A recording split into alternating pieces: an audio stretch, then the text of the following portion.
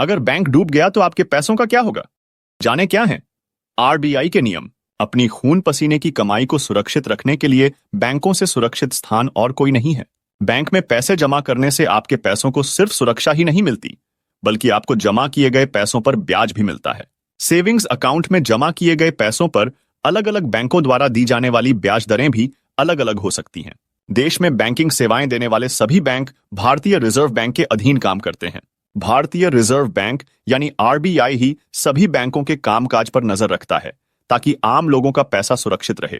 लेकिन क्या आपने सोचा है कि अगर आपका बैंक डूब जाए तो उसमें जमा पैसों का क्या होगा?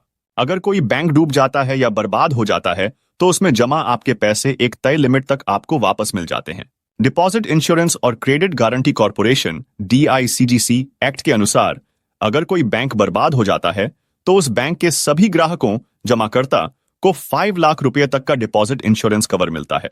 इस डिपॉजिट इंश्योरेंस कवर में बर्बाद होने वाले बैंक में जमा आपका मूलधन और ब्याज राशि दोनों शामिल होती है। बताते चलें कि डिपॉजिट इंश्योरेंस सभी तरह के डिपॉजिट जैसे savings account, current account, RD, FD पर भी लागू होती है। बताते चलें कि अगर किसी बैंक में आपने 10 लाख रुपए जमा कर रखे हैं और वो बैंक बर्बाद हो जाता है तो आपको आरबीआई के नियमों के मुताबिक अधिकतम 5 लाख रुपए ही मिल पाएंगे। बताते चलें कि डूबे हुए बैंक में जमा पैसे वापस प्राप्त होने में अधिकतम 90 दिनों का समय लगता है, जबकि एक समय ऐसा भी था जब इस प्रक्रिया में काफी लंबा समय लग जाता था। बदलाव के बाद से डूबे हुए बैंकों के ग्राहक जो मॉरेटोरियम के तहत रखे गए हैं, उन्हें मॉरेटोरियम की शुरुआत के 90 दिनों के अंदर 5 लाख रुपए तक की जमा राशि वापस मिल जाएगी।